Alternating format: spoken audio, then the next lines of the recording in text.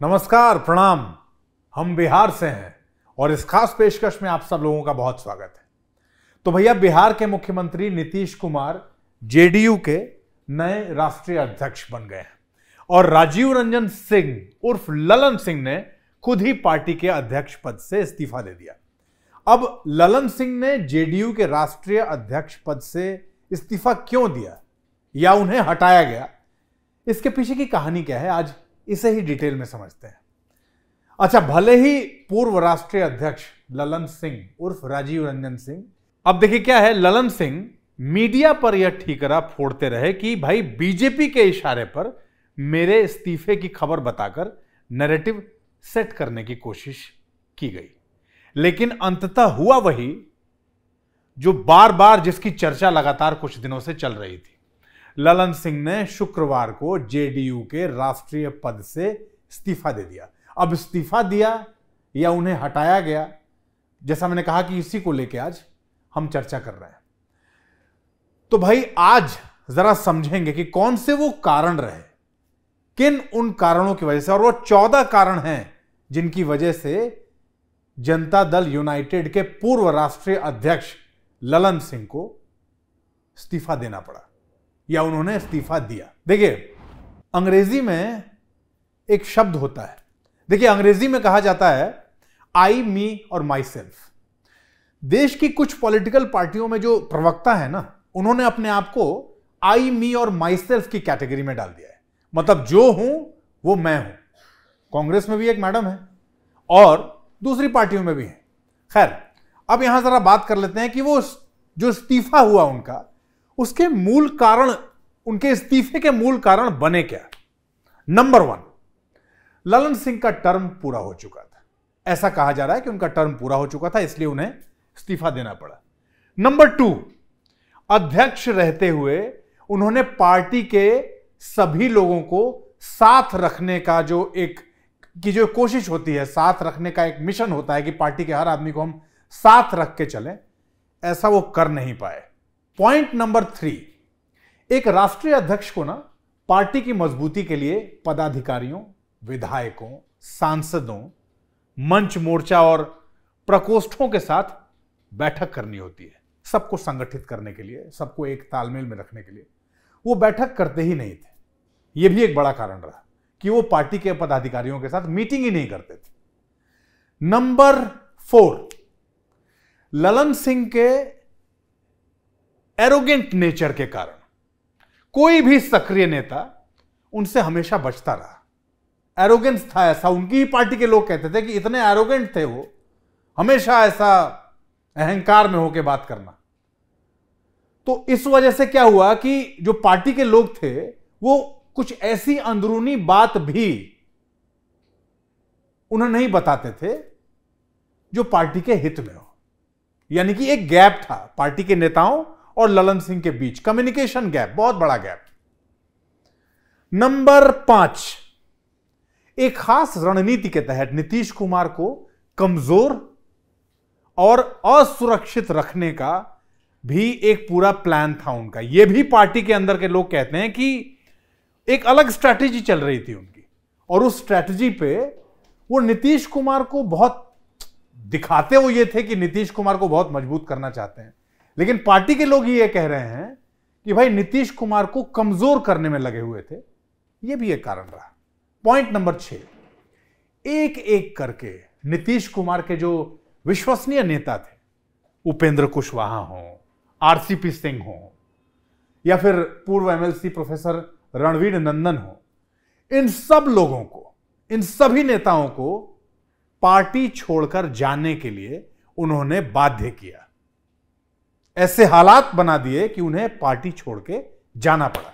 यह भी एक बड़ा कारण था। नंबर 7, जनता दल यूनाइटेड के 16 सांसदों में से 16 सांसदों में से 13 सांसद ललन सिंह से बहुत नाराज थे। नंबर 8, विधायकों की बैठक में नीतीश कुमार को ललन सिंह के बारे में जो फीडबैक मिल रहा था, जब वो जाते थे ना नीतीश कुमार, तो पूछते थे कि भाई कैसा चल रहा है, क्या चल रहा है। वो जो फीडबैक उनको मिलता था ना नीतीश कुमार को ललन सिंह के बारे में, वो फीडबैक अच्छा नहीं मिलता था, लोग खुश नहीं थे और ये बताते थे नीतीश कुमार को कि भैया ठीक नहीं है। नंबर 9, नीतीश कुमार ने स्वयं पार्टी कार्यालय का जब औचक निरीक्षण किया, या जब भी वो औचक निरीक्षण करते थे पार्टी कार्यालय का, तो नीतीश कुमार ने यह महसूस किया कि पार्टी को सुदृढ़ करने के लिए जो कुछ किया जाना चाहिए वो ललन सिंह नहीं कर रहे हैं। नंबर 10, 10वां कारण, अशोक चौधरी के साथ जो ललन सिंह की तकरार हुई उससे भी अच्छा मैसेज नहीं गया, उससे भी अच्छा संदेश नहीं गया। नंबर 11, एनडीए का साथ छोड़कर महागठबंधन के साथ सरकार बनाने की गलत सलाह ललन सिंह ने दी। अच्छा, ये उनकी ही पार्टी के लीडर्स ये कह रहे हैं। सोचिए, आज जो जनता दल यूनाइटेड के जो लोग हैं, जो नेता हैं, जो वहां उनके सीजन्ड पॉलिटिशियन हैं, वो ये कह रहे हैं कि ये गलत फैसला भी ललन सिंह ने ही दिया। ये भी एक बड़ा कारण माना जा रहा है। नंबर 12, इंडिया गठबंधन बनाने और उस गठबंधन में नीतीश कुमार की रणनीति को ठीक तरह से नहीं रखना भी उनके जेडीयू के अध्यक्ष पद से हटने का बड़ा कारण बना। ऐसा कहा जा रहा है। उन्हीं के पार्टी के लोग ये कह रहे हैं कि भाई उन्होंने नीतीश कुमार को तो पूरी हवा भर दी कि भाई अगला प्रधानमंत्री आप ही को बनना है, प्रोजेक्ट भी कर दिया। नीतीश कुमार के सामने यही माहौल बना के वो रखते थे, लेकिन नीतीश कुमार की जो स्ट्रैटेजी थी उसको नीतीश कुमार के सामने तो वो पूरा सजा के रखते थे। बट पार्टी के लोग ये कहते हैं कि उस रणनीति को आगे, मतलब जहां भी ये मीटिंग होती है या मीटिंग होती थी इंडिया गठबंधन की, वहां नीतीश कुमार की रणनीति को ठीक तरह से रखा नहीं इन्होंने। अब वो जानबूझ के नहीं रखा या रखने नहीं आया, ये तो ललन सिंह ही जाने, वही जानते होंगे इसको। नंबर 13, नीतीश कुमार को संयोजक या अन्य कोई महत्वपूर्ण पद दिलाने को लेकर ललन सिंह की बैटिंग कमजोर रही और यह भी एक बड़ा कारण बना। और पॉइंट नंबर 14, आखिरी पॉइंट लेकिन सबसे महत्वपूर्ण, उन्हीं के पार्टी के लोग यानी जनता दल यूनाइटेड के लोग ही ये कह रहे थे कि भाई ललन सिंह का जो लालू यादव से लगातार करीबी बढ़ती जा रही थी ना, वो भी एक बड़ा कारण बना। यह भी आरोप लग रहा था कि सरकार गिराने की साजिश में शामिल होकर तेजस्वी को सीएम और ललन सिंह खुद को डिप्टी सीएम, उप मुख्यमंत्री बनाना चाहते थे और यह पूरा प्लान था। उन्हीं की पार्टी के लोग यह कहते हैं। तो अब ये जो 14 कारण हमने आपको बताया, एक एक करके यही कारण पाइलअप होते चले गए, एक के बाद एक, एक के बाद एक, एक के बाद एक। और ये जो कारण तैयार हुए, इसके बाद उनको पार्टी के अध्यक्ष पद से हटा दिया गया या फिर उन्होंने अध्यक्ष पद से इस्तीफा दे दिया। अब हटा दिया गया या उन्होंने इस्तीफा दिया, ये तो वो स्वयं जानते होंगे। लेकिन इस वक्त जो स्थिति है बिहार की पॉलिटिक्स में, मैं बार बार ये कहता हूं कि बिहार की पॉलिटिक्स एक बहुत ही वल्नरेबल स्टेट में है।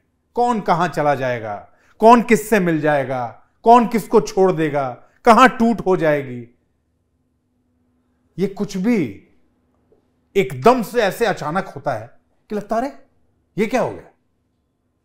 अब इन सभी आरोपों को नीतीश कुमार गरल की तरह पी तो जाते अगर ललन सिंह उनके विश्वास पात्र बने रहते।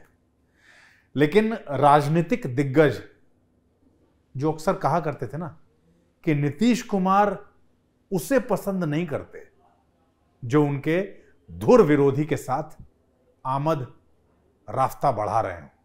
और यही हुआ भी। इंडिया गठबंधन में वाया लालू प्रसाद असम्मानित होते रहे नीतीश, और उधर लालू प्रसाद से सीधे मिलते भी रहे ललन सिंह। बस यहीं से खींची एक दूसरे के प्रति विरोध की तलवार। तो भैया बिहार की राजनीति हर बीतते दिन के साथ लगातार बड़े फास्ट चेंजिंग डेवलपमेंट्स देखने को मिल रहे हैं बिहार की राजनीति में। अब आगे ललन सिंह के इस प्रकरण के बाद आगे क्या कुछ होने वाला है, यह बहुत ही अनसर्टेन है। इसके बारे में कुछ कहा नहीं जा सकता और इसीलिए हम आपसे कह रहे हैं, बिहार के बदलते राजनीतिक घटनाक्रम, एक एक राजनीतिक घटनाक्रम पर हमारी नजर है और हर एक अपडेट को डिटेल्ड एनालिसिस के साथ हम आपके सामने लेके आते रहेंगे। फिलहाल इस पेशकश में इतना ही। हम बिहार से हैं, मैं आज के लिए यहीं आपसे इजाजत चाहूंगा। नमस्कार, प्रणाम। हमारे व्रत, हमारी परीक्षा, लक्ष्य तक पहुंचने की हमारी संयमित प्रतीक्षा। हमारे छठ से और हमारे हठ से पूरी दुनिया वाकिफ है। हमें विकल्प पर नहीं, अपने दृढ़ संकल्प पर अटूट विश्वास है, क्योंकि हार हम मानेंगे नहीं और विपरीत परिस्थितियों पर प्रहार हम छोड़ेंगे नहीं जब तक हमारी जीत सुनिश्चित नहीं हो जाती, क्योंकि हम बिहार से हैं।